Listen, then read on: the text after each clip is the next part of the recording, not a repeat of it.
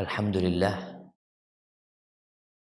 alladzi bi ni'matihi tatimmu shalihat.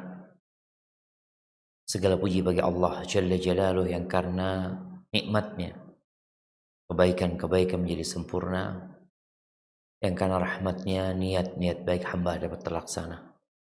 Allahumma salli wa sallim wa zid wa barik wa an'im ala abdika wa rasulika sayyidina wa maulana Muhammadin wa ala alihi wa ashabihi ajma'in.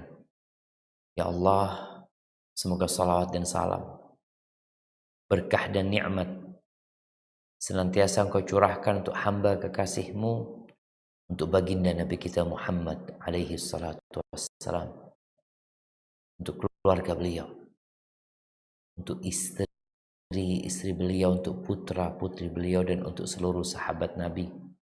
Semoga Allah meridai kita bersama mereka. Amma ba'd, pada kesempatan kali ini kita akan berbincang tentang sesuatu yang sensitif, tentang dosa syirik. Yang para nabi, para utusan Allah, mereka benar-benar mencemaskan dosa ini, penyakit.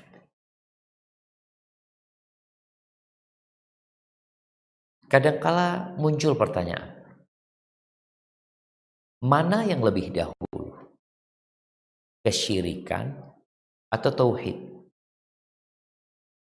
Yang ikut teori Darwin yang mengatakan bahwasanya manusia adalah keturunan monyet, dia tentunya dia akan mengatakan dulunya manusia nggak kenal sama Tuhan. Tapi ini teori yang tidak benar.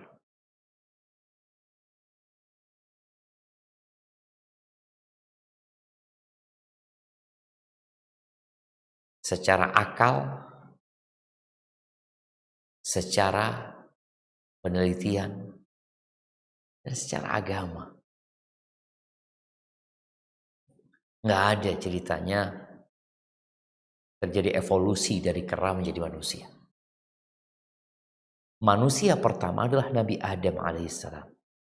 Jelas dia adalah manusia yang pertama. Allah Azza wa Jalla mengatakan pada para malaikatnya, Inni ja'ilun fil ardi khalifah. Aku akan menjadikan khalifah di muka bumi. Siapa? Adam alaihissalam. Bagaimana Adam mengenal Allah Azza wa Jalla? Mengenal Allah Nabi Adam alaihissalam. Nabi beliau. Dan Allah berbicara dengan Nabi Adam alaihissalam. Maka dikatakan awal terjadi kesyirikan itu di masanya Nabi Nuh alaihissalam. Jadi 10 generasi dari Nabi Adam alaihissalam menuju kepada Nabi Nuh alaihissalam, kulluhum ala tauhid. Mereka semua mentauhidkan Allah Azza wa Jalla. Setelah itu muncul benih-benih kesyirikan. Di masanya Nabi Nuh alaihissalam, sebagaimana disebutkan dalam hadis Abdullah bin Abbas radhiyallahu taala anhuma, bahwa kesyirikan itu bermula dari kultus kepada orang-orang soleh. Cinta yang berlebih kepada orang-orang soleh, yang dimanfaatkan oleh iblis. Ingat, iblis telah berhasil mengeluarkan Nabi Adam bersama istrinya dari surga. Namun Allah Azza wa Jalla memberikan kesempatan kepada anak keturunan Adam alaihissalam untuk balik ke surga. Dengan cara apa? Dengan cara mentauhidkan Allah, belajar, menjalankan syariatnya. Insya Allah kelak dia akan kembali ke surga Allah Azza wa Jalla. Iblis nggak ingin itu terjadi. Maka iblis memanfaatkan kecintaan mereka kepada orang-orang soleh itu agar mereka membuat patung-patung dari orang soleh. Kita lihat ya, untuk dikenang, dibikin patungnya. Kalau orang-orang besar pada dibikin patungnya. Itu awal cerita kesyirikan di muka bumi. Mereka bikin patung bukan untuk disembah. Kadang-kadang sebagian orang mengatakan, ini kan patung nggak disembah. Iya, tapi bikin patung itu nggak boleh walaupun tidak disembah. Karena Rasulullah SAW menceritakan bahwasanya orang yang paling dahsyat adabnya itu al-musawwirun. Tukang-tukang rupanya, tukang bikin patung, tukang bikin gambar bernyawa. Mereka bikin tuh di masa kaumnya Nabi Nuh hanya untuk mengenang, bukan untuk menyembah. Nggak ada. Mereka untuk mengenang. Ketika melihat orang-orang soleh ini, mereka termotivasi beribadah, akhirnya mereka tambah ibadahnya. Betul, itu terjadi. Artinya tujuan mengenang agar termotivasi untuk mencontoh mereka itu sempat terjadi. Tapi setelah generasi itu meninggal dunia, datang generasi yang baru, yang nggak tahu apa-apa, maka kemudian datang lagi iblis mengatakan, dulu nenek moyang kalian tuh, moyang kalian, kalau nggak turun hujan, mereka butuh pertolongan, maka mereka minta kepada berhala-berhala itu. Kemudian terjadilah syirik. Ahibati fillah, apa itu syirik? Syirik itu memalingkan ibadah yang sejatinya hanya untuk pencipta langit dan bumi, hanya untuk Allah Azza wa Jalla, dipalingkan kepada selain Allah, diberikan kepada selain Allah. Itu syirik. Dia beribadah kepada Allah dan dia juga beribadah kepada selain Allah. Jadi orang ini mungkin saja sholat, mungkin saja haji, mungkin saja puasa, mungkin rajin baca Al-Quran, rajin sedekah, tapi dia melakukan tindakan yang seharusnya itu hanya untuk Allah. Jadi dia menduakan Allah. Seperti berdoa, memohon kepada selain Allah, menyembelih binatang untuk selain Allah. Menyembelih sapi, menyembelih kambing, atau menyembelih ayam pun. Karena dalam hatinya ada perasaan mengagungkan terhadap orang tersebut. Ya sembelih. Walaupun baca bismillah, tapi niatnya bukan lillahi ta'ala. Padahal ikrar dia mengatakan inna sholati wa nusuki wa mahyaya wa mamati lillahi rabbil alamin. Tapi ternyata dia berikan kepada saya, bernada, ighatha, meminta pertolongan kepada selain Allah terhadap sesuatu yang tidak mampu kecuali Allah Azza wa Jalla. Maka itu bentuk-bentuk kesyirikan. Dan syirik ini ada dua macam atau tiga. Ada syirik besar, ada syirik kecil. Di antara syirik kecil itu ada syirik yang tersembunyi. Baik, ahibati fillah. Bicara bahaya dari syirik ini, karena sesungguhnya dari semua dosa yang dilakukan manusia, semua dosa, membunuh, memperkosa, diperkosa itu perempuan, kemudian dibunuh, kemudian dibuang, kemudian apalagi yang kau sebutkan dosa-dosa yang menjijikkan, berzina, LGBT, dari semua dosa-dosa yang engkau bayangkan keburukannya, ketahuilah yang tidak diampuni sama Allah kalau orang itu mati bawa dosa itu adalah syirik. Apa kata Allah Azza wa Jalla di surat An-Nisa ayat 46? Nah, surat An-Nisa ayat 48 ya, Afwan. An-Nisa ayat 48. Nah, 48. أعوذ بالله من الشيطان الرجيم إن الله لا يغفر أن يشرك به ويغفر ما دون ذلك لمن يشاء ومن يشرك بالله فقد افترى إثما عظيما.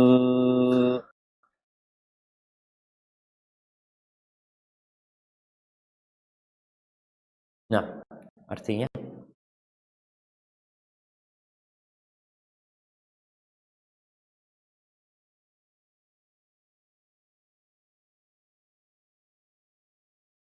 Sungguhnya Allah tidak akan mengampuni dosa syirik dan Dia mengampuni segala dosa yang selain dari syirik itu bagi siapa yang dikehendakinya.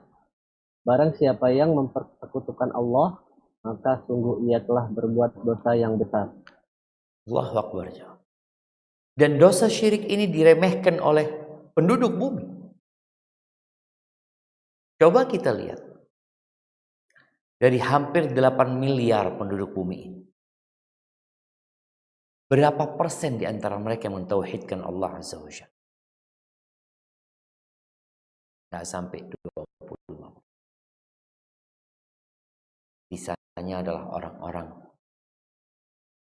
yang melakukan kesyirikan. Padahal ini dosa yang tidak.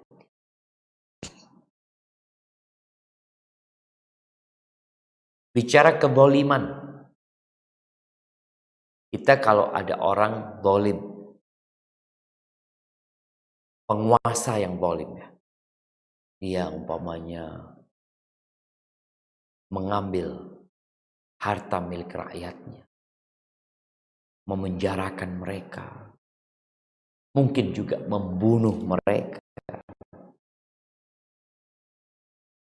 Dibandingkan dengan syirik, maka syirik itu lebih zalim. Bahkan kezaliman yang paling besar itu melakukan kesyirikan. Jadi kalau bicara zalim, orang zalim itu adalah orang yang meletakkan sesuatu tidak di tempatnya. Ini orang zalim nih. Dan yang paling zalim adalah orang yang memberikan hak Allah kepada selain Allah Azza wa Jalla. Apa kata Allah Azza wa Jalla di surat Luqman ayat 13? Nah,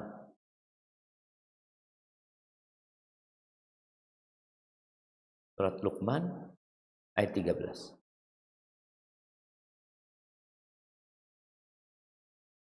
أعوذ بالله من الشيطان الرجيم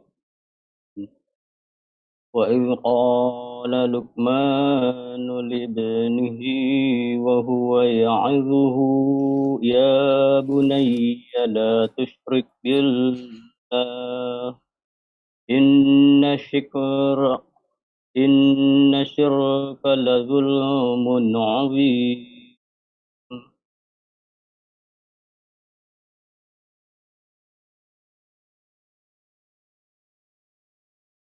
Nah, artinya Dan ingatlah ketika Luqman berkata kepada anaknya pada waktu ia memberi pelajaran kepadanya, "Hai anakku, janganlah kamu mempersekutukan Allah. Sesungguhnya mempersekutukan Allah adalah benar-benar kezaliman yang besar." Kalau kita menilik sila pertama di Pancasila kita adalah ketuhanan yang maha. Ya. Tauhid. Jadi orang kalau kemudian meminta kepada selain Allah, berdoa kepada selain Allah, mengatakan Tuhan itu 3, 4, 5, atau berapa jumlahnya, dia punya sesembahan selain Allah Azza wa Jalla, maka ini sebuah kezaliman. Makanya kalau mau dibandingkan dosa syirik, kadang-kala kita jamaah kalau dengar ada perampok ngerampok kemudian membunuh, iya, itu perbuatan yang jahat, keji, pantas dibunuh pelaku. Bagaimana kalau antum mendengar ada orang menyembelih untuk selain Allah Azza wa Jalla, melakukan kesyirikan? Kita secara manusiawi akan melihat yang pertama itu lebih parah. Padahal sebenarnya yang lebih parah itu yang menyekutukan Allah Azza wa Jalla. Dan ahibati fillah, pada pertemuan sebelumnya kita mengkaji tentang keutamaan tauhid. Bahwa kunci surga itu adalah la ilaha illallah. Sehingga kalau ada orang berbuat amal soleh, melakukan banyak kebajikan, bahkan satu negeri Indonesia memberikan sanjungan kepada orang itu. Hebat. Tapi kalau ternyata dia melakukan kesyirikan, semua amal soleh dia, semua kebaikan, kebajikan yang dia kerjakan gugur. Gak ada gunanya. Lu gimana Pak Ustaz? Itulah syaratnya. Kalau mau masuk kerja, syarat menjadi PNS. Pemain tertulis syarat utamanya itu adalah warga Indonesia. Kemudian syarat yang kedua disebutkan dia harus S1, lulus tes apa semua macam-macam. Kalau ternyata dia lulus tes, semua dia lewatin kecuali satu, dia bukan warga Indonesia. Mungkin dia jadi PNS? Nggak mungkin. Itu syarat utama. Syarat utama. Maka Allah katakan di surat Al-An'am ayat 88 setelah menyebutkan tentang para nabi. Apa kata Allah Azza wa Jalla di ayat 88? Nah,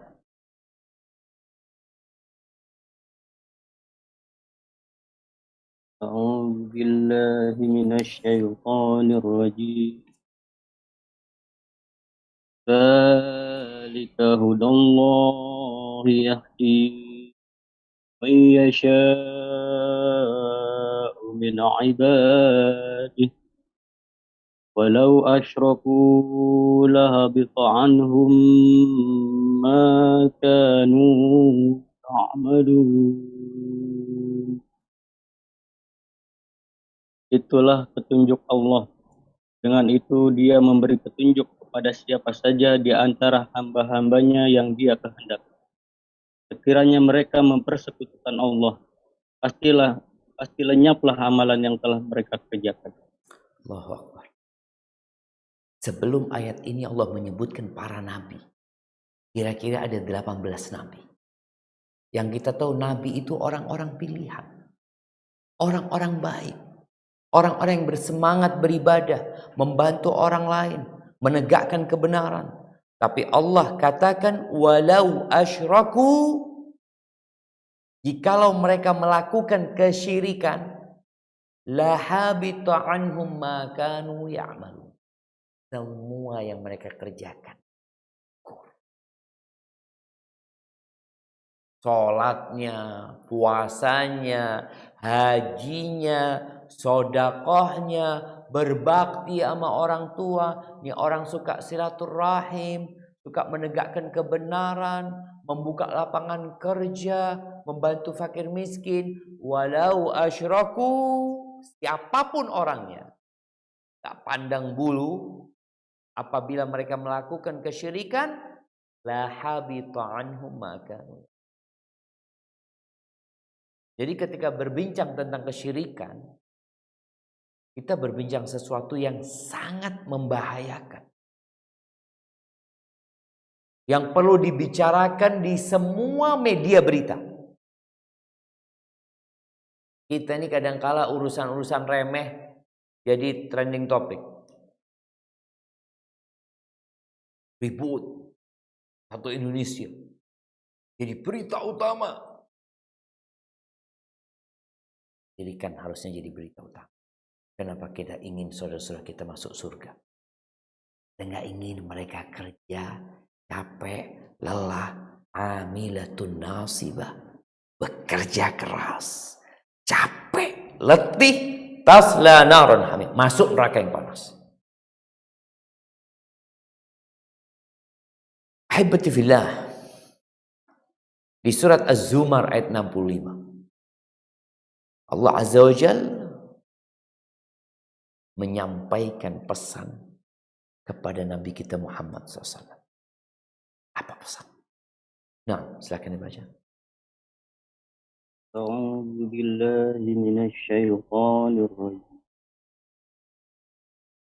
Walaqad uhiya ilaika wa ilal ladzina min qablik la in asrakta la yahbatanna 'amaluka wa la takunanna minal khasirin. Dan sungguh telah diwahyukan kepadamu dan kepada nabi-nabi yang sebelummu. Sungguh, jika engkau mempersekutukan Allah, niscaya akan hapuslah amalmu dan tentulah engkau termasuk orang yang rugi. Allahu Akbar. Ini pesan Allah kepada Nabi kita Muhammad SAW. Jelas tentang bahaya kesyirikan.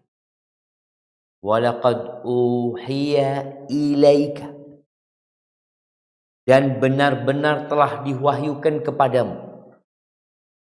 Pada Nabi Muhammad SAW. Wa ilal ladzina min qablik. Dan kepada para nabi, para utusan Allah sebelum engkau. Apa pesannya? La in asyrakta la yahbatanna amal. Jikalau engkau melakukan kesyirikan, maka gugur semua amal.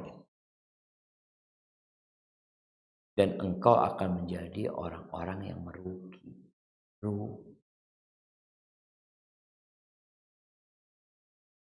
Subhanallah jemaah. Allah sebutkan tentang bagaimana ruginya orang-orang kafir ini. Coba dibuka firman Allah Azza wa Jalla.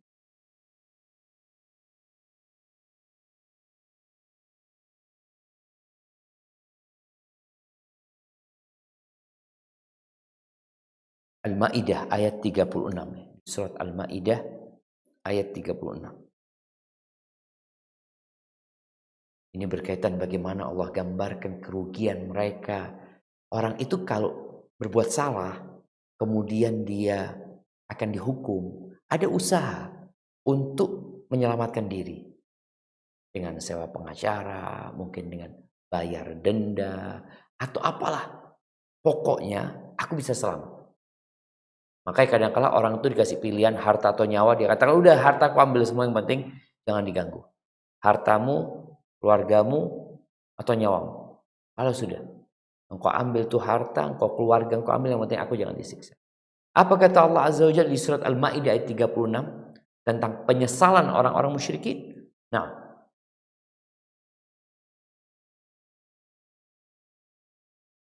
A'udzu billahi minasy syaithanir rajim.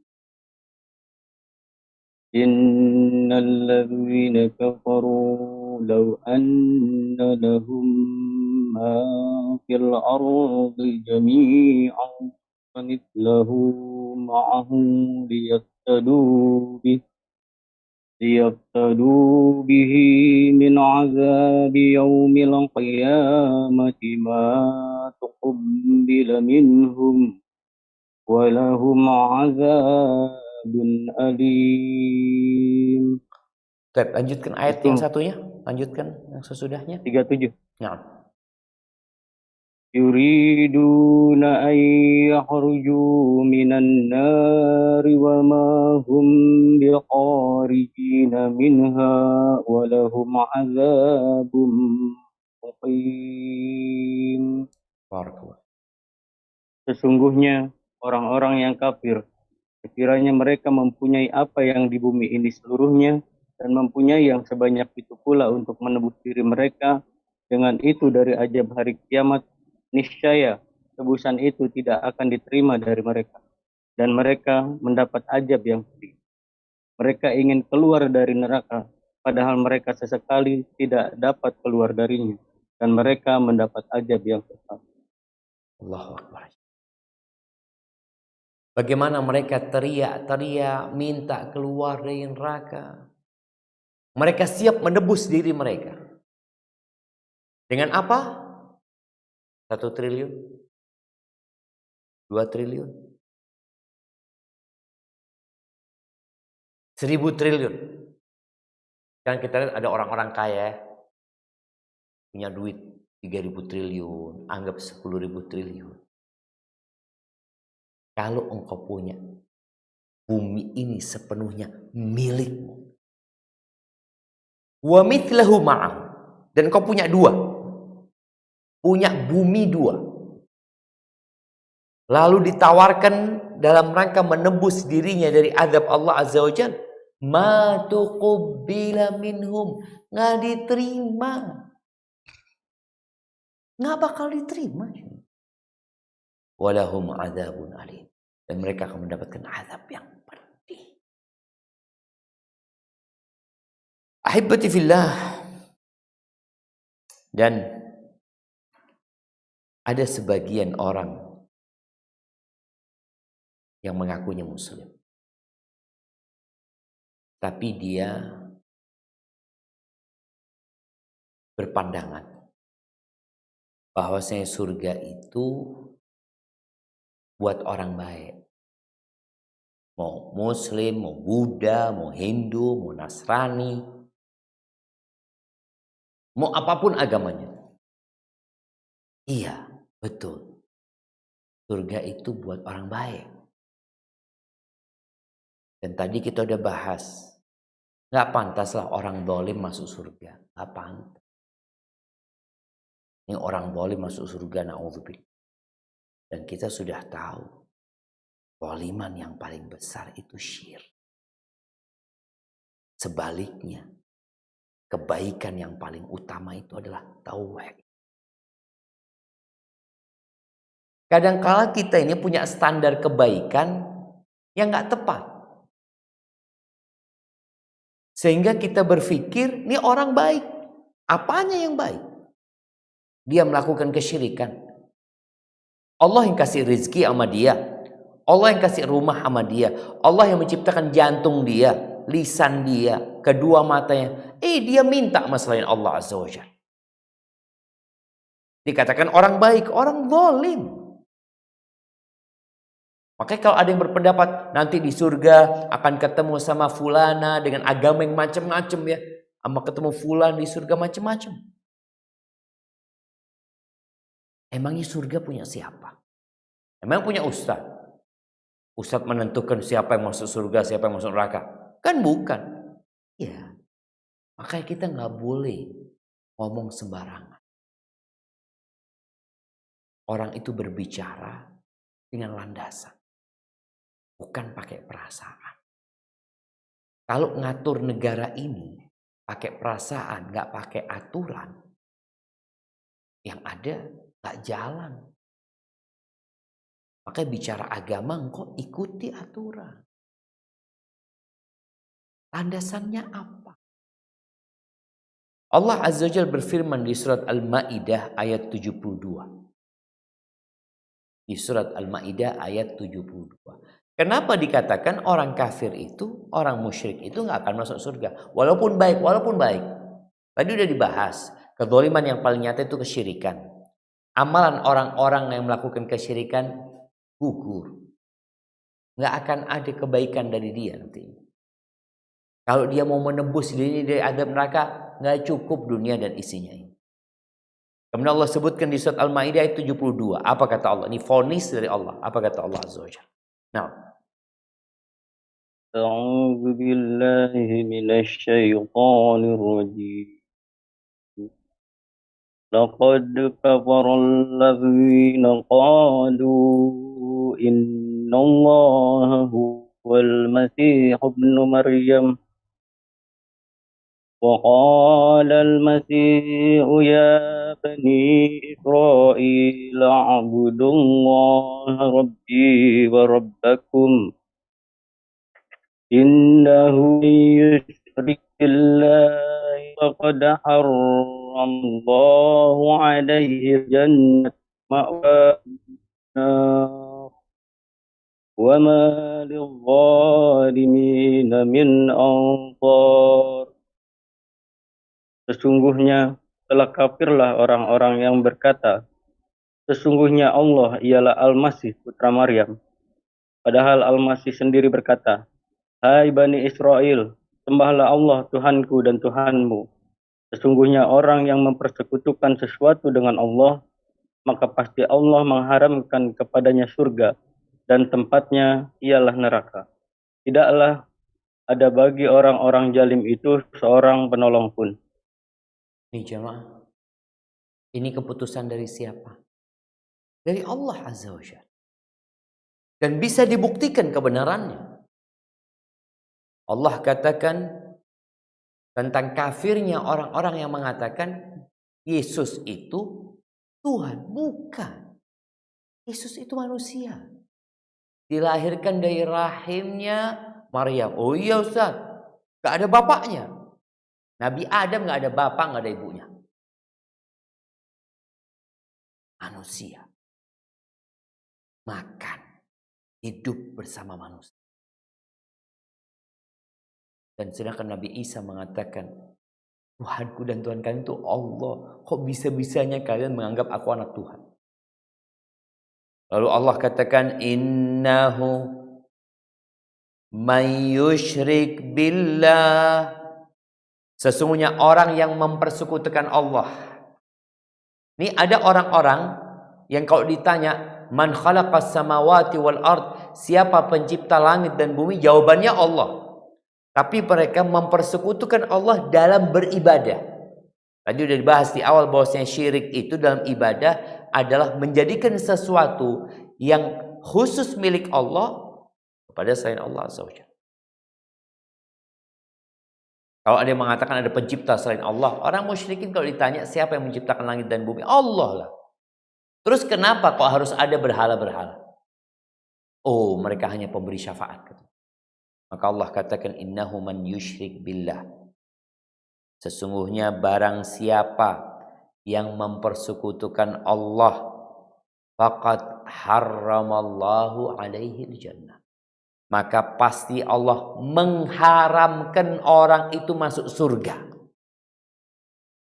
Di mana tempatnya? Wa ma'wahun nar, tempatnya di neraka, nggak bakal keluar dari api neraka.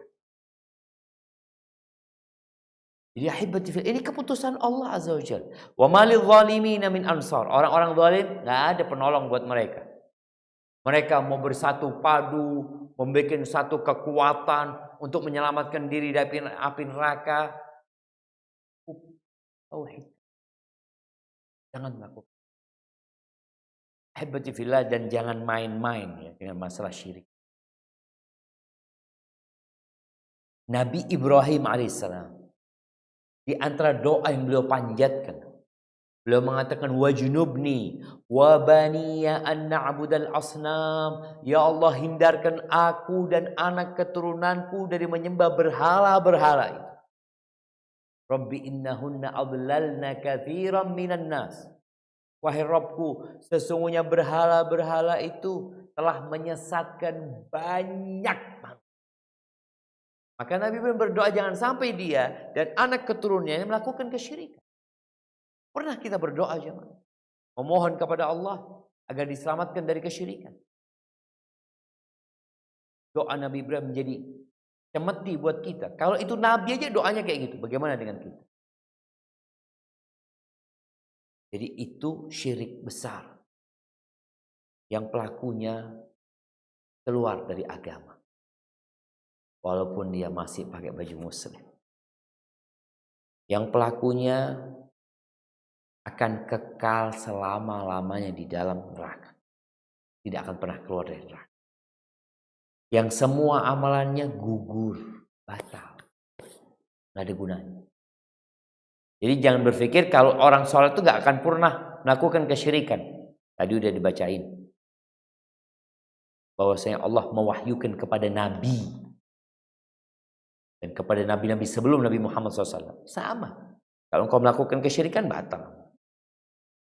Kemudian pelaku kesyirikan besar itu, ya dia akan kekal selama-lamanya di neraka dan nggak akan pernah keluar dari api.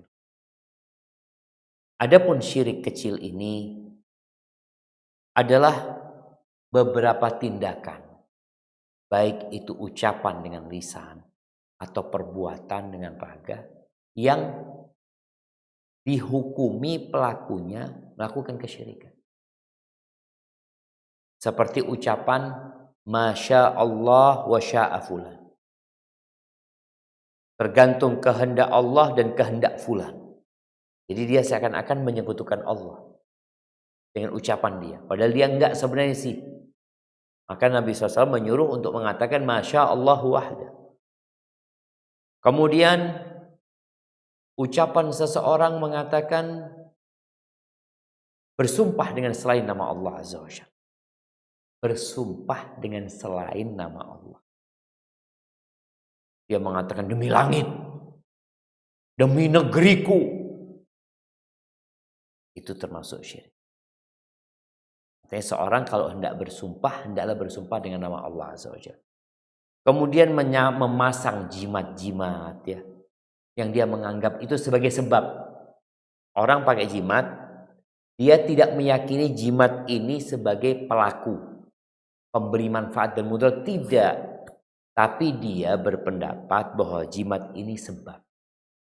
Nabi SAW mengatakan man ta'allaqa tamimatan faqad asyrak. Barang siapa yang menggantungkan tamimah, jimat itu, maka dia telah melakukan kesyirikan.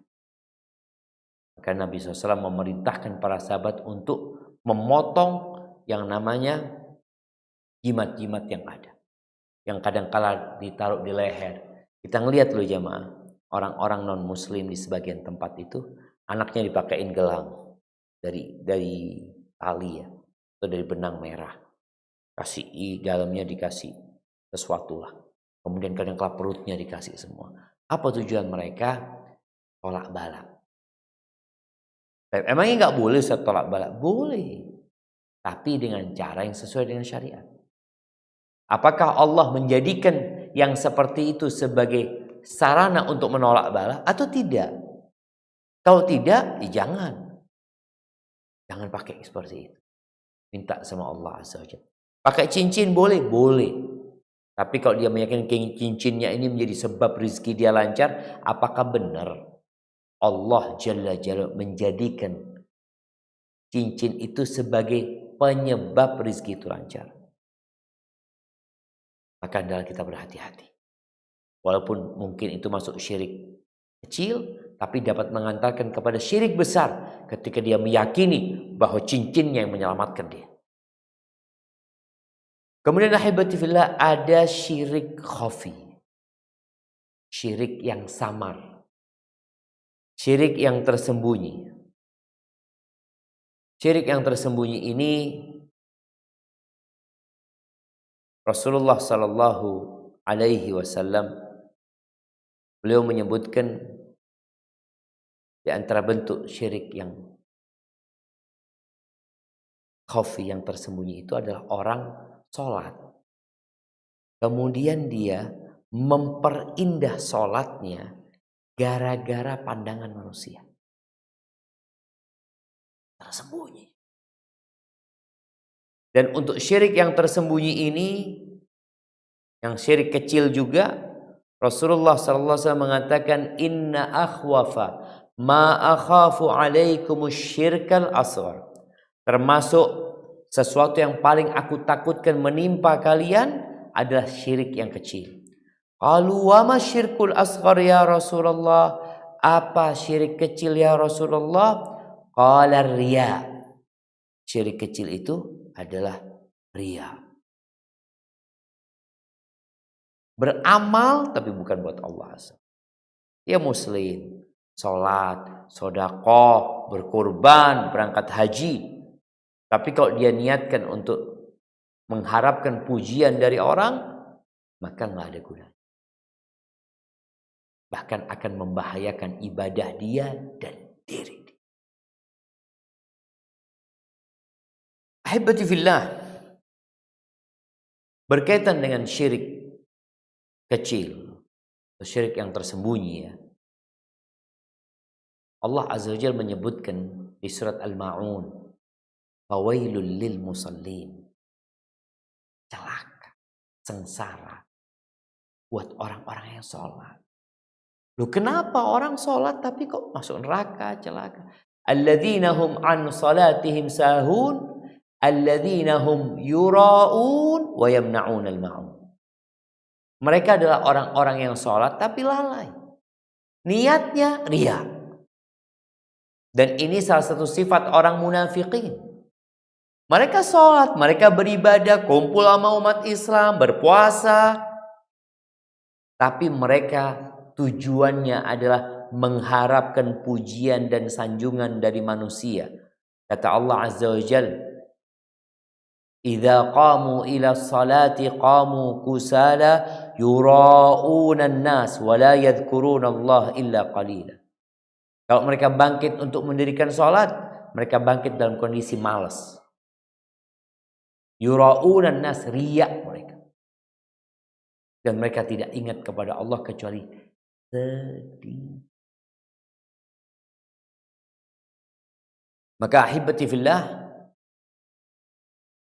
bagaimana cara kita menyelamatkan diri dari kesyirikan ini? Yang pertama tentunya kita harus berdoa. Memohon kepada Allah Azza wa Jalla. Setelah kita mengetahui bahaya syirik tadi. Yang membuat seorang itu akhirnya tertarik untuk menyelamatkan diri. Ingat dulu waktu awal COVID-19, banyak dianggap remeh COVID nih. Bahkan di awal-awal ada yang mengatakan, oh COVID tuh nggak laku sama orang Melayu.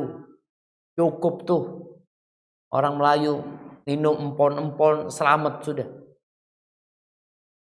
Bicara masker dulu, oh masker itu buat yang sakit. Yang sehat nggak perlu. Jadi ketika seorang tidak tahu dengan bahaya sesuatu, maka akan muncul ungkapan-ungkapan yang kandungannya meremehkan sesuatu itu. Kan dia nggak tahu. Maka kita setelah kita tahu tentang dahsyatnya kesyirikan ini, menakutkannya dosa ini, maka paling tidak ada usaha dari kita untuk menyelamatkan diri kita, untuk mengkaji, mempelajari mana yang syirik, mana yang bukan. Dan cara pertama adalah dengan berdoa memohon kepada Allah Azza wa Jalla. Doa apa? Baca doanya Nabi Ibrahim tadi. Ujunubni wa bani an na'budal asnam. Hindarkan aku dan anak keturunanku dari menyembah berhala-berhala.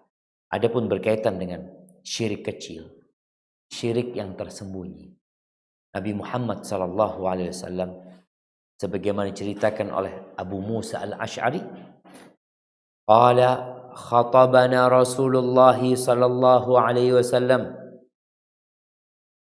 dzata yaumin. Pernah suatu hari Rasulullah sallallahu alaihi wasallam berceramah. Berpidato beliau di hadapan kami. Lalu beliau mengatakan, ya ayyuhan nas ittaqu hadha syirk fa innahu akhfa min dabibin naml. Wahai umat manusia, kalian bertakwalah, takutlah kepada syirik ini. Karena dia lebih tersembunyi daripada jalannya semut. Kadang-kala ada semut jalan di baju kita, kita nggak berasa. Di peci kita. Sedangkan kesyirikan lebih tersembunyi daripada jalannya semut tadi. Lalu disebutkan ada Abu Bakar atau sahabat yang lain bertanya kepada Nabi SAW, wa kaifa nattaqih? Wa huwa akhfa min dabibin namal ya Rasulullah. Bagaimana kita menyelamatkan diri kita sedangkan dia lebih tersembunyi daripada jalannya semut.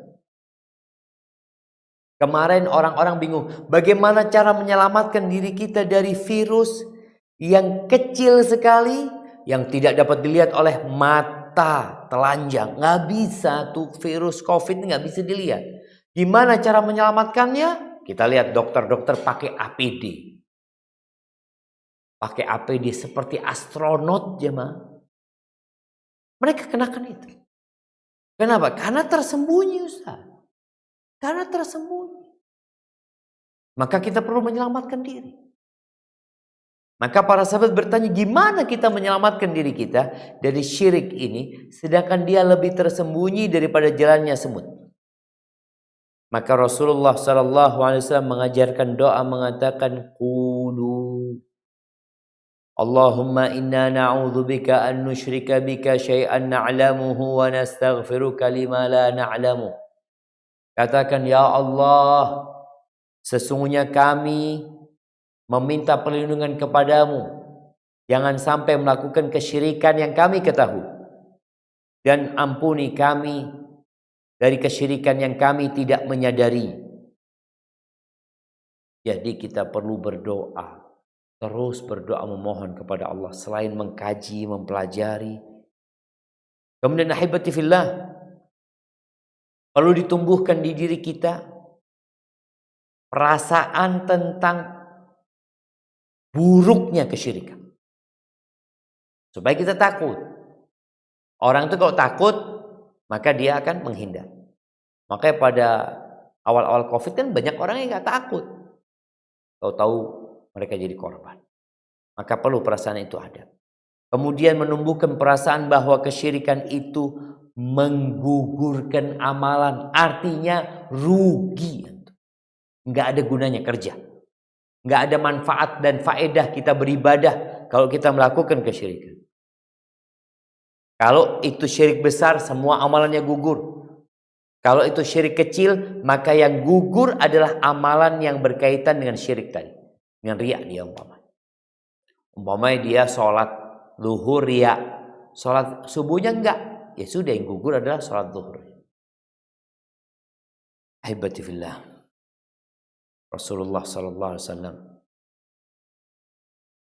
dari sejak beliau diutus sampai beliau mau meninggal dunia, beliau berusaha menjaga umatnya dari kesyirikan. Ketika beliau sakit parah ya, sakit beliau kira-kira 14 hari. Kemudian beliau meninggal dunia. Salah satu istri Nabi Ummu Salamah radhiyallahu taala anha, beliau ini pernah hijrah ke Habasyah. Mereka pernah melihat gereja-gereja yang ada di Habasyah karena penduduknya adalah Nasrani. Menyebutkan bahwasanya di gereja-gereja itu ada banyak foto-foto, bukan foto ya, gambar-gambar, lukisan-lukisan dari pendeta-pendeta yang mati. Maka Rasulullah SAW mengatakan, ulaika syirarul khalqi indallah. Mereka adalah makhluk yang paling jahat di sisi Allah Azza wa Jalla. Kenapa? Karena mereka menjadikan kuburan-kuburan orang-orang soleh itu masjid. Jadikan masjid. Jadikan tempat ibadah. Wala tattakhidu al-qubur masajid. Nabi SAW melarang kita untuk menjadikan kuburan itu masjid. Mereka biasanya kata Nabi SAW, kalau mati orang soleh, sawaru tilka suwar. Kalau mati orang soleh maka ditaruh gambarnya, dipasang di mana? Di gereja-gereja mereka. Ahibbatifillah. Mulai saat ini, tolong jangan meremehkan kesyirikan. Ada lagi yang mengatakan, udahlah jangan bahas kesyirikan, nanti bisa memecah belah umat. Ahibbatifillah. Betul.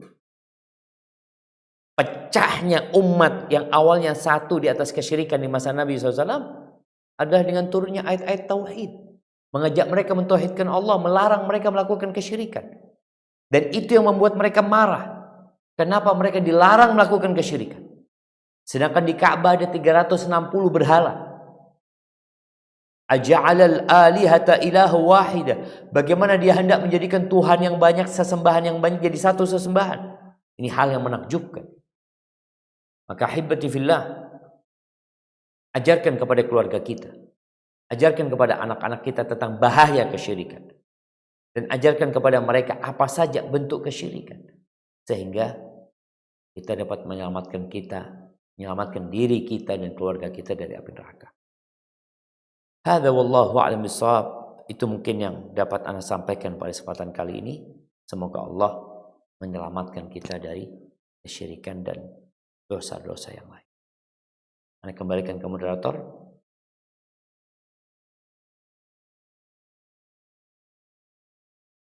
Barakallahu fiik. Jazakallah khair Ustaz atas ilmu yang disampaikannya. Afan Ustaz, Ana izin untuk lanjut nih ke sesi tanya jawab Ustaz. Nah, tafadhal. Barakallahu fikum. Mungkin ada nanti di akhir mungkin ada kuis ya. Mohon izin. Nah, tafadhal. Dari Zoom ada yang raise hand atas nama Akhi Abdillah.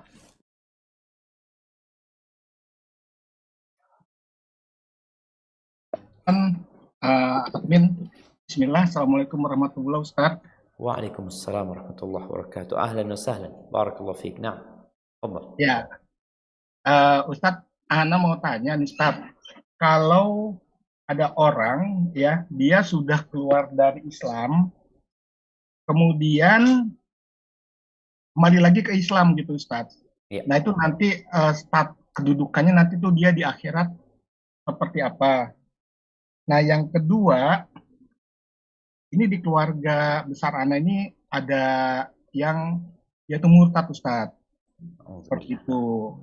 Nah kemudian waktu itu sempat sih bilang, yaudah sini katanya mau ngucapin 2 kalimat syahadat lagi. Cuma waktu itu Ana punya pandangan ini nggak ikhlas karena waktu itu ada sifatnya kayak transaksional. Jadi dia terlibat hutang, minta dibantu, nanti kalau dibantu dia mau ngucapin 2 kalimat syahadat gitu. Cuma Anda berpandangan ini nggak ikhlas gitu Ustaz. Lantas dari keluarga punya pandangan kalau memang dia memang benar mau masuk Islam, jadi setelah syahadat dia mau disantrenkan gitu Ustaz. Nah, cuma Anda kan belum tahu nih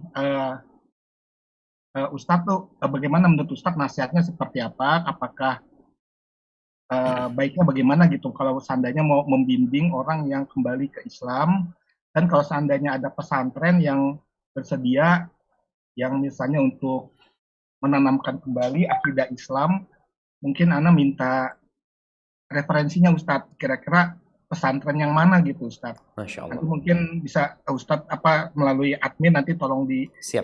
japri aja gitu kira-kira pesantrennya apa, kalau memang Ustadz keberatan kalau ngungkapin langsung. Nah jadi itu aja Ustadz pertanyaan Ana Ustadz. Assalamualaikum. Waalaikumsalam warahmatullahi wabarakatuh. Subhanallah jamaah ya. Allah yang membolak-balikkan hati. Anda lihat ada fenomena murtad di masa sekarang ini yang dianggap wajar.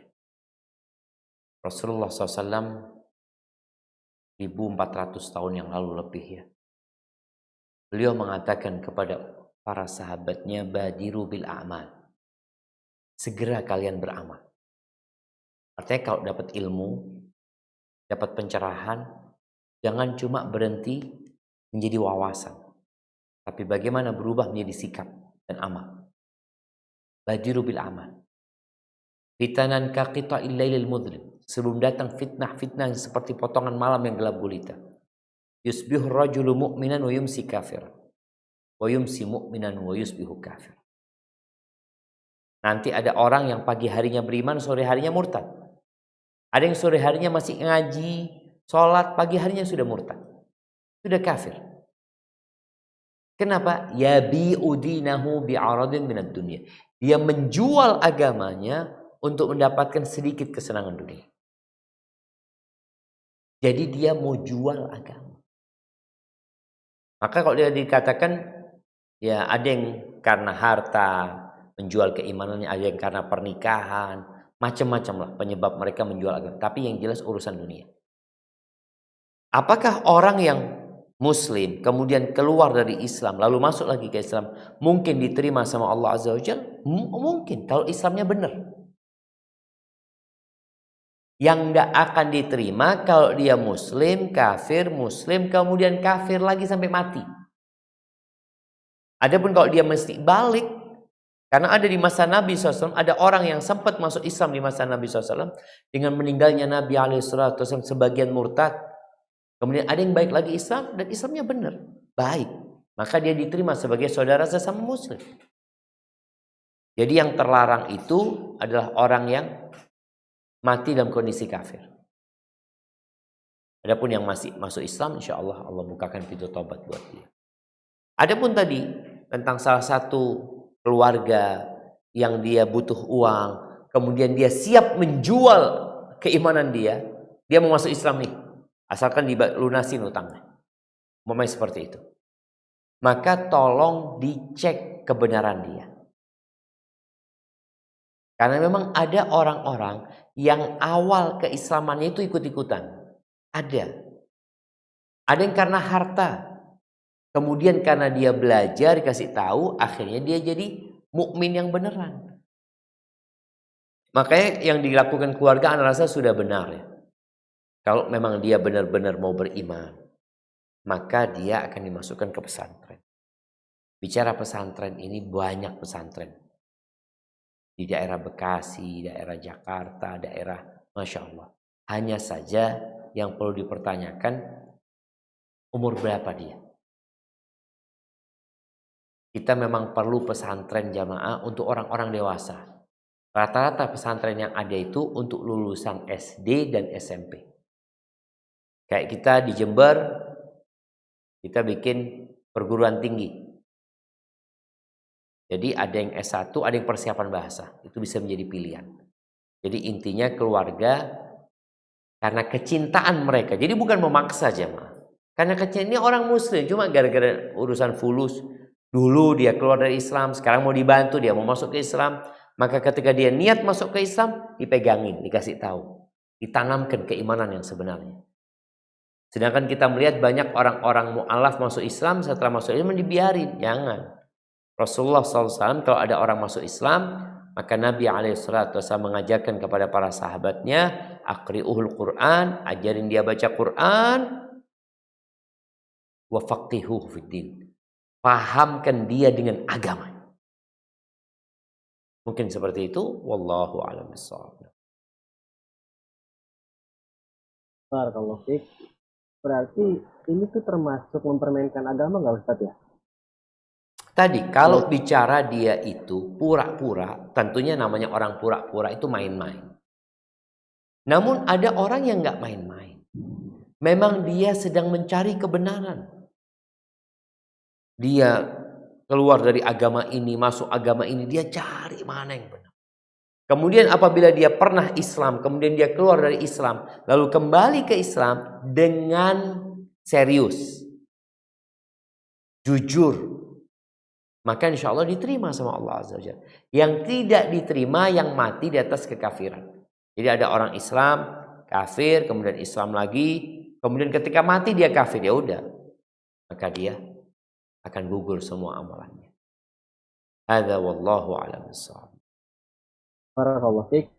Selanjutnya untuk Ukhti Yuni Azahra mungkin disampaikan pertanyaannya. Assalamualaikum warahmatullahi wabarakatuh, Ustaz. Waalaikumsalam warahmatullahi wabarakatuh. Ahlan wa sahlan, barakallahu fiik. Nah, silahkan. Syukran jazakumullah khairan katsiran atas kesempatannya. Izin bertanya, Ustaz. Keluarga besar saya masih percaya dengan bentuk-bentuk syiriknya, seperti misalkan di malam-malam tertentu, katakanlah di setiap malam Selasa dan Jumat itu selalu menaruh sesajian di suatu tempat yang dengan keyakinan bahwa di tempat itu ada penunggunya seperti itu, kemudian takutnya itu menjadi usil. Nah, saya tahu bahwa ini adalah suatu perbuatan syirik, namun jujur saja saya belum memiliki keberanian untuk memberitahukannya. Dengan cara bagaimana, Ustadz?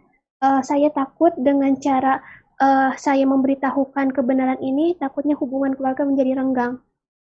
Sekian, Ustadz. Syukran. Jazakumullah khairan katsiran. Wassalamualaikum warahmatullahi wabarakatuh. Waalaikumsalam warahmatullahi wabarakatuh. Subhanallah jamaah. Yang ditanyakan oleh saudari kita itu sampai hari ini masih ada di beberapa daerah. Mereka memberikan sesajian karena takut diganggu sama penunggunya. Ini bentuk peribadatan. Jadi dia beribadah kepada jin. Oh enggak, saya ini sholat. Iya sholat. Yang namanya syirik itu adalah orang melakukan ibadah kepada Allah, tapi juga beribadah kepada selain Allah. Itu namanya syirik. Kalau dikatakan memberikan sesajen, untuk siapa? Jelas tadi untuk penunggunya. Dalam rangka menyelamatkan diri. Allah Azza wa Jalla mengatakan, وَأَنَّهُ كَانَ رِجَالٌ مِّنَ الْإِنسِ يَعُوذُونَ بِرِجَالٍ مِّنَ الْجِنِّ فَزَادُوهُمْ رَهَقًا. Sesungguhnya ada sebagian dari manusia yang meminta perlindungan kepada sebagian dari jin. Maka jin itu semakin menjadi-jadi, semakin menambah mereka berbuat dosa, semakin menakut-nakuti mereka. Kalau mereka nggak pasang sesaji, besoknya digangguin. Jadi terus dia menjaga supaya orang itu terus melakukan kesyirikan. Dan masih banyak jemaah. Ini bukan sesuatu yang dilestarikan ya, seharusnya ditiadakan. Mau berkorban? Ini telah sampaikan kepada orang tua. Kepada paman, alhamdulillah nih, kalau kepingin berkorban, maka insya Allah Idul Adha kita potong kambing, kita potong sapi untuk Allah Azza wa Jalla. Makanya dagingnya dibagi-bagikan. Kalau yang sesajen kan ditaruh, nggak bisa dimakan sama manusia kadang-kadang. Tapi memang diperuntukkan jin penunggu di sana. Gantinya apa? Rasulullah SAW memberikan ganti kepada kita untuk membaca. Orang yang singgah satu tempat, dia khawatir ada yang mengganggu ini, itu hendaklah mengatakan a'udzu bikalimatillahi tammat min syarri ma khalaq. Aku berlindung kepada Allah dengan kalimat-kalimat yang maha sempurna dari kejahatan ciptaan. Maka diganti seperti itu. Sampaikan kepada paman, kakek, kalau tadi dikatakan anak khawatir ini dan itu, ya dengan cara yang baik-baik. Sampaikan kepada mereka menurut yang anak pelajari kayak gini. Sampaikan kalau kita itu harus minta sama Allah Azza wa Jalla, karena bumi ini milik Allah. Semua yang ada itu tunduk di bawah kekuasaan Allah Azza wa Jalla. Kalau bicara mau sesajen, udah ahsan sodakohkan. Duitnya itu disodakohkan, bukan diberikan kepada jin. Kekhawatiran nanti akan bermasalah sama keluarga, itu resiko. Bagaimana Rasulullah SAW dikucilkan di kaumnya, disakiti, diganggu, bahkan upaya untuk membunuh Nabi SAW terjadi di kota Mekah. Gara-gara apa? Gara-gara tauhid. Bagaimana Bilal bin Rabah disiksa oleh Umayyah, diletakkan batu panas di atas perut, di atas dadanya. Tapi Bilal mengatakan ahadun ahad. Jadi usahakan cari momentum yang tepat, kemudian sampaikan kepada orang tua. Artinya jangan pas momentum taruh sesajen, tapi momentum ketika akan terjadi pemberian sesajen umpamanya, atau sesudah itu, mungkin itu menjadi momentum untuk menyampaikan agama Allah Azza wa Jalla ini. Kalau menerima itu yang kita inginkan, kalau mereka tidak mau menerima, akhirnya mereka memutuskan hubungan sama kita, sejatinya kita telah melaksanakan tugas kita. Hadza wallahu a'lam bissawab. Nah. Barakallahu fiik. Pertanyaan selanjutnya dari ada WhatsApp nih Ustaz. Bismillahirrahmanirrahim. Assalamualaikum warahmatullahi wabarakatuh. Waalaikumsalam warahmatullahi wabarakatuh. Izin bertanya, Ustadz, Ana pernah dan sering diberikan nasihat oleh orang tua atau mertua bahwasanya anak balita ketika sudah malam jangan melihat cermin atau melihat keluar jendela karena nanti diganggu oleh jin dan atau makhluk gaib. Menurut pengalaman orang tua dahulu seperti itu. Hukumnya bagaimana ya Ustadz? Apakah jika saya mempercayai termasuk syirik atau jika saya tidak mempercayai termasuk berdosa? karena melawan orang tua atau mertua? Mohon jawabannya. Jazakumullah khairan katsiran. Nah, barakallahu fiik. Barakallahu fikum. Naam, ahibati fillah. Sebuah keyakinan itu dibangun di atas petunjuk, di atas dalil, ada landasannya. Kalau tadi dikatakan anak-anak balita, kalau sudah malam itu nggak boleh ngelihat cermin. Ana baru tahu sih. Kenapa nggak boleh melihat cermin? Wallahu alam. Kemudian nggak boleh keluar, melihat keluar ya seperti itu. Yang benar. Jadi kadang-kala ada ilmu yang awalnya benar, ada landasannya, tapi karena sudah turun-temurun, akhirnya terjadi perubahan. Rasulullah Shallallahu Alaihi Wasallam bersabda dalam hadis yang diriwayatkan oleh Imam Muslim dan Bukhari atau Bukhari dan Muslim. Kata Nabi Sallallahu Alaihi Wasallam, "Idza kana junhul lail, au amsaytum, fakufu sibyanakum, fa inna syayatina tantashiru hina idzin." Kata Nabi SAW, apabila malam itu datang, jadi sore mau maghrib tuh, malam itu datang, apa yang dilakukan? Tahan anak-anak kalian, jangan keluar rumah. Jadi hadisnya menahan mereka keluar rumah. Jadi ketika mau maghrib nih jamaah. Jadi disebutkan oleh sebagian ulama bahwasanya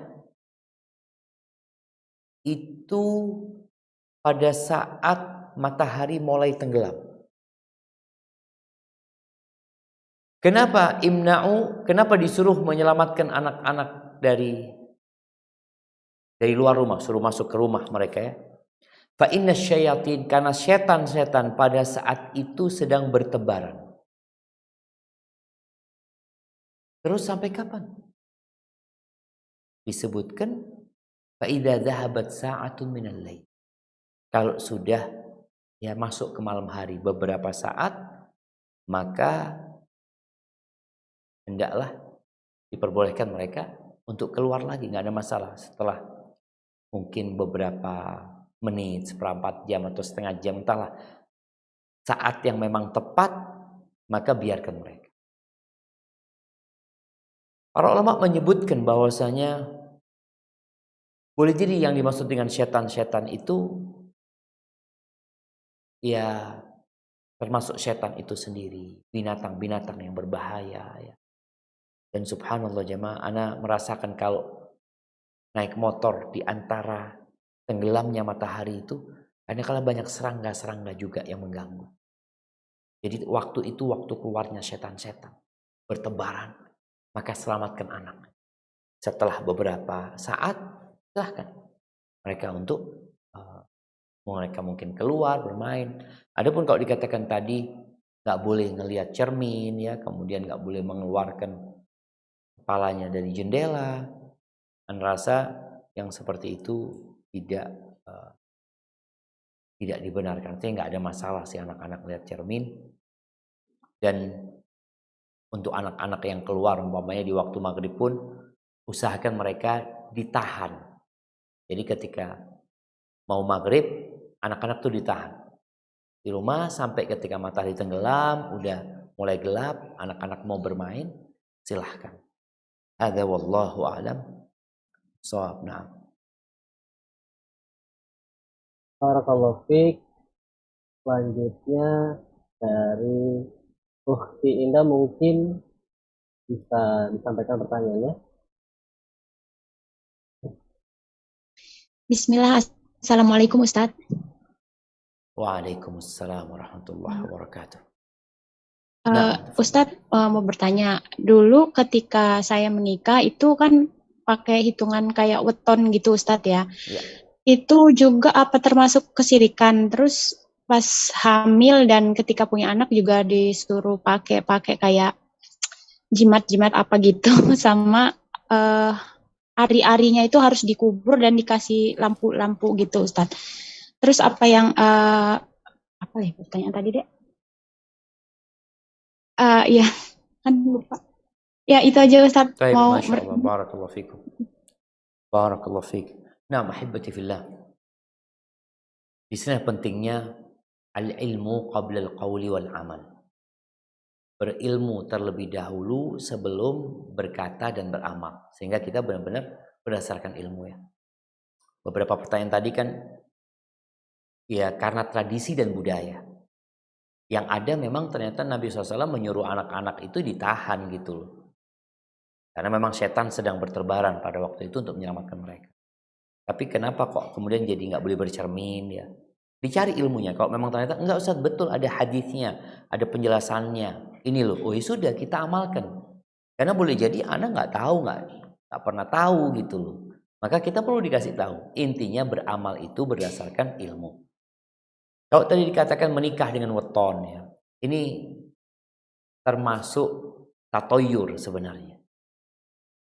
Tatoyur itu kekhawatiran sial, merasa sial dengan sesuatu yang sebenarnya Allah tidak menjadikan kesialan di sana. Jadi nggak ada hari buruk ya, hari naas. Dalam artian hari itu, waduh, kalau engkau menikah hari itu kayaknya berantakan pernikahan. Dari mana engkau tahu itu? Apakah memang Allah menjadikan tanggal itu sebagai tanggal yang berbahaya? Nggak ada. Semua hari-hari baik ya. Memang orang-orang jahiliyah dulu mereka berpendapat ada bulan namanya bulan naas, bulan sial, yaitu bulan Safar. Ketika datang Islam, Nabi SAW mengatakan, lah Safar, nggak ada istilah bulan sial itu nggak ada. Yang ada itu bulan haram, bulan haram. Memang seperti itu. Tapi kalau bicara weton tadi, mereka cocok-cocokin ya. Berapa banyak orang yang menikah wetonnya udah ketemu tapi bercerai, tapi pernikahan mereka berantakan. Ini kalau bicara secara pengalaman orang, ternyata nggak benar weton itu. Dan secara agama memang nggak ada penentuan itu. Jadi menentukan kalender pernikahan itu ya usahakan dengan landasan. Ada orang yang menentukan ya nikahnya umpamanya tanggal 7. Kenapa tanggal 7? Ustaz, kalau akhir bulan mafi fulus Ustaz. Nanti nggak ada yang bantuin gitu. Jadi penentuannya itu memang berdasarkan logika atau berdasarkan agama. Tapi kok berdasarkan khurafat, sesuatu yang tidak ada landasannya, maka nggak bisa jadi pegangan. Kemudian kita lihat jemaah kita di abad 21. Kita sekarang tahun 2022. Kalau hijrahnya 1443. Di masa seperti sekarang ini masih ada orang yang nggak kenal dengan angka 4. Ana sering ingatkan, kadang-kala Ana masuk lift nggak ada lantai 4. Emangnya gedung ini gimana? Ada 1, 2, 3 apa 4 yang nggak ada? 4 ya, 4 yang nggak ada kan? Nah, terus 13, lantai 13 nggak ada. Emangnya mereka belajar hitung-hitungan di mana? Karena mereka belajar hitung-hitungan dari khurafat tadi. Khurafat. Sehingga mereka khawatir. Kalau menikah tanggal 13, aduh berantakan. Nikah tanggal 4 berantakan nantinya. Siapa yang menang? Maka kalau ada orang yang melakukan seperti itu, hatu burhanakum. Gak apa-apa, kasih buktinya apa gitu loh. Karena memang ya tadi kita beragama bukan pakai perasaan ya. Apalagi pakai khurafat, pakai mimpi ini dan itu. Baik, itu yang berkaitan dengan tadi pernikahan dengan weton. Ketika lahiran, orang itu khawatir. Khawatir anak ini kena penyakit, kena bala. Akhirnya mereka karena tahu ini anak kecil, ada yang mereka kasih jimat. Berkaitan dengan jimat ini, ada 2. Ada jimat yang dari ayat-ayat Allah yang ditulis, ya, hadis-hadis Nabi yang ditulis kemudian diletakkan di anak tersebut. Ini memang ada khilaf di antara para ulama. Tapi ada yang jimat dari mantra-mantra yang tidak jelas. Maka itu termasuk kesyirikan, walaupun syirik kecil tadi. Maka bagi kita berusahalah untuk melakukan seperti yang dilakukan Nabi SAW. Apa? Ruqyah anaknya. Bacakan u'idzuka bi kalimatillahi tammat min syarri syaitanin wa hama. Doain. Ini termasuk bentuk kita juga menjaga anak kita, namun dengan tauhid, dengan memohon kepada pencipta langit dan bumi. Adapun berkaitan dengan ari-arinya, memang sesuatu yang terputus dari manusia, dari seperti ari-ari tadi, ya nggak ada masalah dikubur, dihormatin dia, dikubur supaya nggak dimakan sama anjing atau apa, tidak dibuang sembarangan, tapi bukan karena ada keyakinan-keyakinan. Oh, kalau nggak dikubur nanti bisa balik tengah malam di rumah umpamanya. Atau ketika dikasih lampu, tanyakan kenapa dikasih lampu. Anda usah dikasih lampu biar nggak dimakan sama kucing. Oh, kalau gitu tinggal didalemin aja supaya lebih aman. Tapi kalau dikasih lampu enggak usah. Jadi malam hari itu nanti biasanya ada saudaranya yang datang. Atau kalau nggak ada lampu nggak kelihatan di mana tempat ari-arinya. Nah, ini bicara tentang keyakinan. Kalau engkau muslim, dasar keyakinanmu itu adalah qala Allah, qala Rasul. Kalau ada landasannya, ya sudah kita jalanin. Jadi beragama ini mudah, nggak ruwet. Tapi kadang-kala ada keluarga yang memaksa untuk melakukan itu. Karena apa? Oh, ini dari dulu nenek moyang, tradisi dan budaya. Kita seorang muslim itu boleh mengikuti tradisi dan budaya apabila tidak bertentangan dengan agama. Kenapa? Karena kalau di kuburan antum nggak akan ditanya dari mana. Antum akan ditanya agama antum apa. Siapa Tuhanmu? Siapa Nabi? Dunia bakal ditinggal. Maka tolong kalian berkaitan dengan keyakinan ini berlandaskan qala Allah qala Rasul. Hadza wallahu a'lam bissawab. Barakallahu fiik. Selanjutnya dari pertanyaan dari Zoom untuk Rizky Setiawan.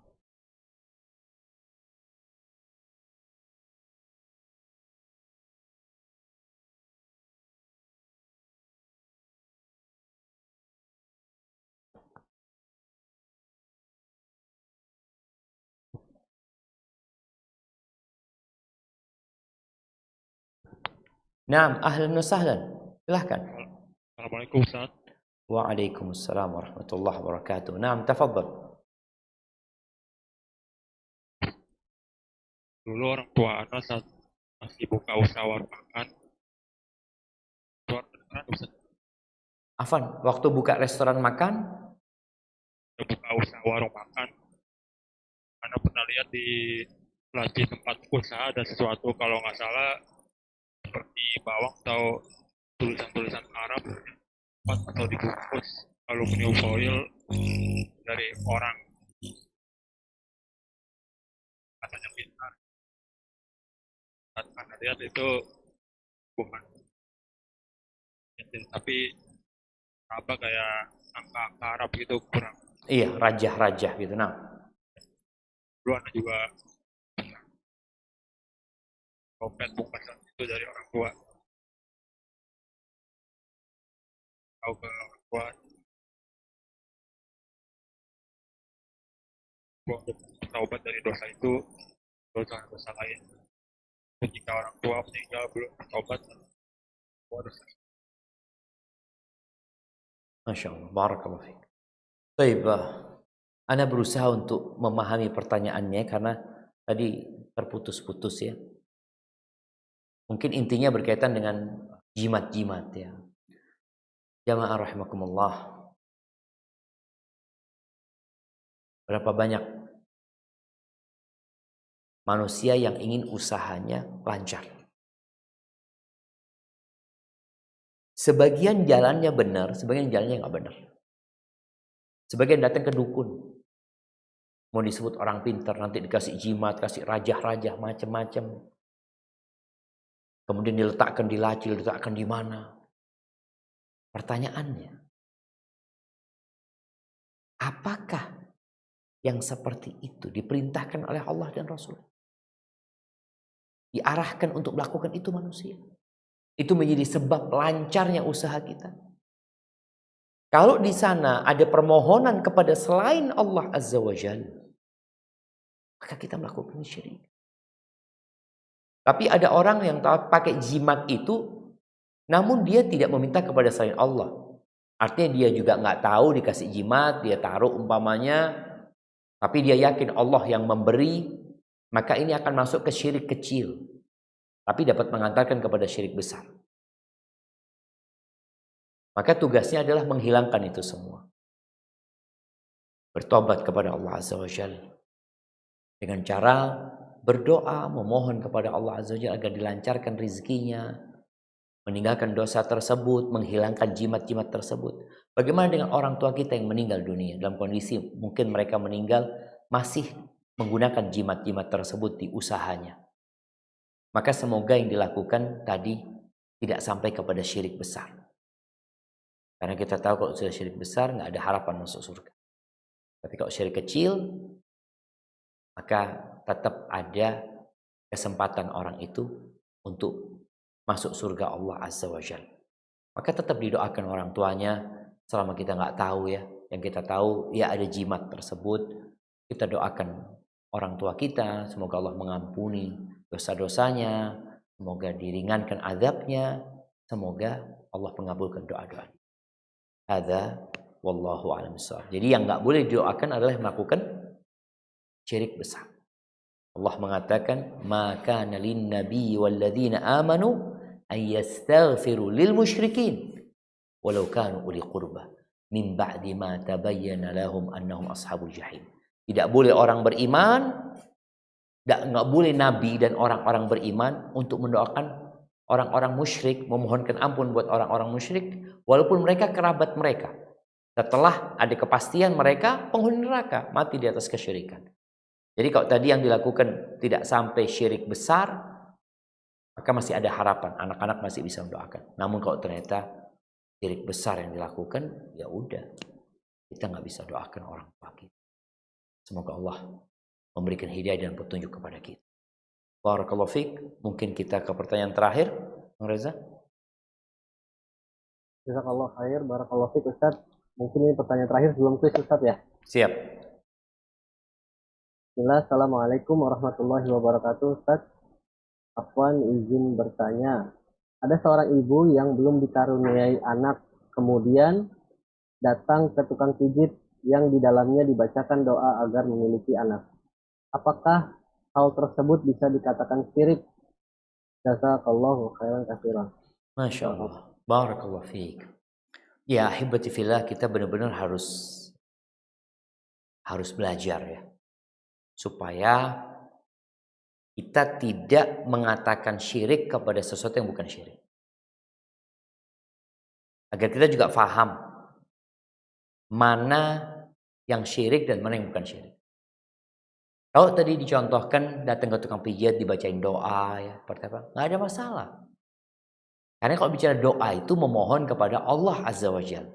Sedangkan syirik itu memalingkan sesuatu yang hanya milik Allah kepada selain Allah Azza wa Jalla.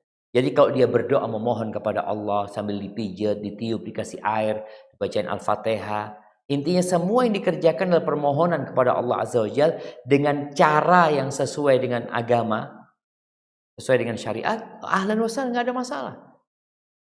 Jadi tolong kita berhati-hati memilih pengobatan alternatif. Karena kadang-kala sebagian di antara mereka kelihatannya kok kayaknya syar'i ya, tapi kadang-kala enggak. Jadi ada unsur, masih ada unsur, suruh bawa telur kayak ini, suruh cari ayam, macam-macam. Tapi kalau sekedar dibacakan doa sambil dipijat, dikasih air yang udah dibacain doa, insya Allah itu tidak masuk ke dalam kesyirikan. Barakallahu fiik. Baik, mungkin kita masuk ke sesi kuis. Gimana Bang Reza? Jazakallah khair. Boleh Ustaz, nanti akan dipandu oleh Akhi Rosian Ustaz dari Payung. Barakallah fiik.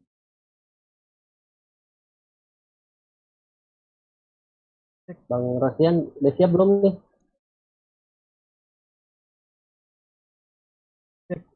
Dengar tidak mas? Masuk. Masuk suaranya. Nah, Baik Ustaz, kita langsung mulai sesi quiz Ustaz. Kayak video antum belum muncul ini bang. Belum buka apa Ustaz? Belum boleh muncul. Bentar. Sudah Ustaz. Nah,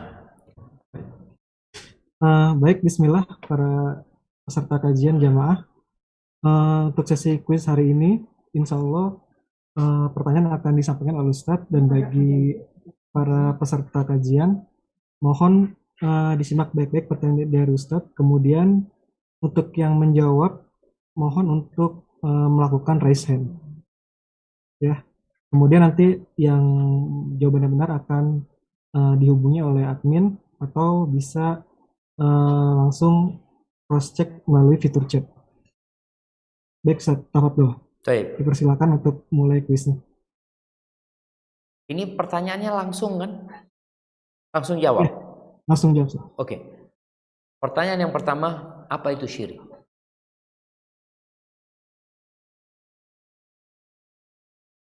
Kepada Hasan, dipersilakan.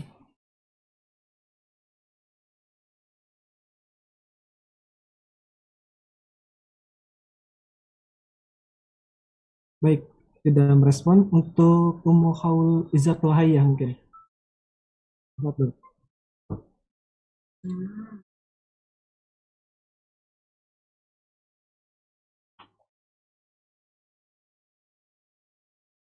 Baik, tidak merespon juga. Untuk baik, sudah. Waalaikumsalam warahmatullahi wabarakatuh. Syirik itu artinya menyekutukan Allah. Nah, barakallahu fiik. Iya, syirik itu menyekutukan Allah, yakni sesuatu ibadah yang seharusnya untuk Allah diberikan kepada selain Allah Azza wa Jalla. Barakallahu fiik. Baik, pertanyaan yang kedua. Pertanyaan yang kedua, ada berapa macam syirik? Kepada Samsul Bahri, betul, dipersilakan. Baik, assalamualaikum warahmatullahi wabarakatuh. Waalaikumsalam warahmatullahi wabarakatuh. Syukran Ustaz, jazakallah khair. Ada 3 macam syirik Ustaz. Yang pertama syirik akbar, syirik asgar, dan syirik khafi. Masya Allah. Atau syirik yang tersembunyi. Terima kasih, jazakallah khair Ustaz. Masya Allah, barakallahu fiik. Nah, jamaah. Jadi sebagian ulama membagi syirik menjadi 2, syirik akbar dan syirik asghar, yaitu syirik besar, syirik kecil. Dan ada yang membagi 3, memasukkan syirik tersembunyi. Syirik tersembunyi ini bisa menjadi masuk syirik kecil, tapi juga bisa masuk ke syirik besar ya. Syirik tersembunyi seperti orang-orang munafikin. Orang munafik itu di masa Nabi SAW, mereka orang-orang kafir sebenarnya. Tapi mereka menyembunyikan kekufuran mereka. Baik, barakallahu fiik. Baik, pertanyaan yang ketiga. Sebutkan 3 bahaya syirik. Kepada Ahido di Triyudi, dipersilakan.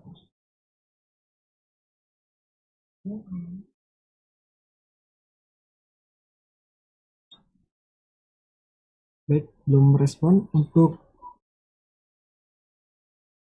Chris mungkin. Atas nama Chris. Assalamualaikum. Waalaikumsalam warahmatullahi wabarakatuh. Ahlan wa sahlan. Naam. Tafadhal. Baik Ustaz. Afwan, bahayanya dosa syirik ada 3, yaitu 1, menggugurkan amalan. Naam. 2, tidak diterima amalannya. 3, tidak diampuni dosanya Ustaz. Masya Allah. Baik, barakallahu fikum. Amal yang sudah diamalkan gugur, dan kalau dia beramal juga nggak bakal diterima, dosanya nggak akan diampuni oleh Allah Azza wa Jalla. Baik, Ana perlu tambahan jawaban lagi. Pertanyaan yang keempat, sebutkan bahaya kesyirikan selain yang disebutkan sama Mas Dodi tadi.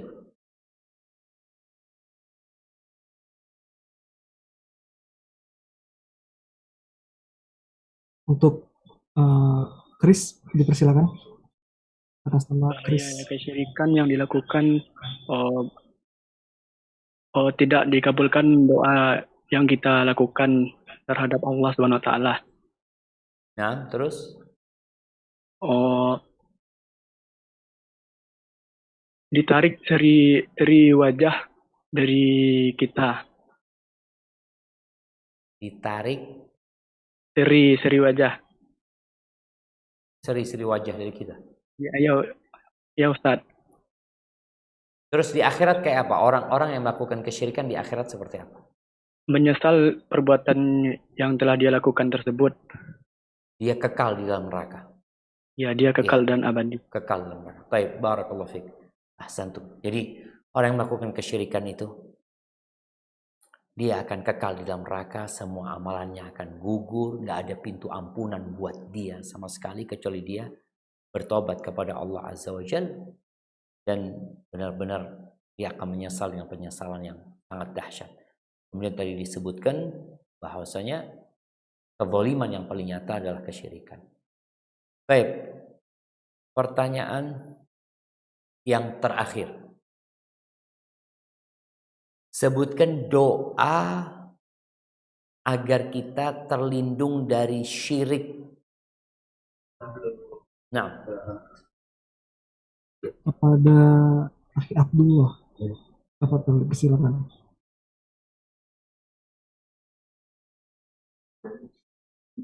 Bismillah, doanya Nabi Ibrahim, Ustaz, yang artinya, ya Allah, jauhkan aku dan anak-anakku dari menyembah berhala. Masya Allah, barakallahu fiik. Baik, ada satu doa lagi yang Ana minta. Doa yang diajarkan Nabi SAW supaya kita terhindar dari syirik besar, syirik kecil, semuanya. Beliau mengajarkan doa kepada para sahabat agar kita terhindar dari melakukan kesyirikan. Nah, yang kita ketahui dan yang tidak kita ketahui.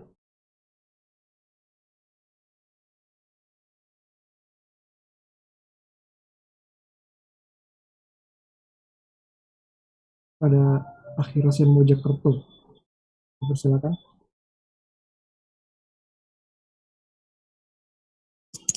Bismillah. Allahumma inni a'udzubika an usyrika bika wa ana a'lam wastaghfiruka lima la a'lam. Masya Allah. Artinya, ya Allah, aku berlindung kepadamu dari melakukan kesyirikan yang aku sadari, yang aku ketahui, dan aku meminta ampunan kepadamu dari melakukan kesyirikan yang aku tidak mengetahui. Barakallahu fiik, itu yang dapat Anda sampaikan. Kurang lebihnya mohon maaf. Anda kembalikan ke moderator, Bang Reza. Jazakumullah khair. Jazakumullah khairan katsiran. Barakallahu fiik. Alhamdulillah telah sampai di penghujung acara. Kami dari panitia kajian RFUD Puskesmas DKI Mengaji mengucapkan jazakallahu khairan kepada Ustadz dan seluruh kepada tim SRB atas penyampaian ilmu yang disampaikan. Semoga bisa menjadi keberkahan dan ketakwaan pada Allah Subhanahu wa taala. Dan kami mengucapkan jazakumullahu khairan kepada seluruh jamaah yang telah menyimak atas penyampaian ilmu yang disampaikan oleh Ustadz. Kami selaku penyelenggara mohon maaf apabila terdapat kekurangan dan pertanyaan-pertanyaan yang tidak dapat kami sampaikan, mungkin di lain hari kita dapat menyampaikannya kembali. Sebelum menutup kajian pada siang hari ini, marilah kita bersama-sama membacakan doa kafaratul majlis. Subhanakallahumma wa bihamdika asyhadu an la ilaha illa anta astaghfiruka wa atubu ilaik. Wabillahi taufiq wal hidayah. Assalamualaikum warahmatullahi wabarakatuh.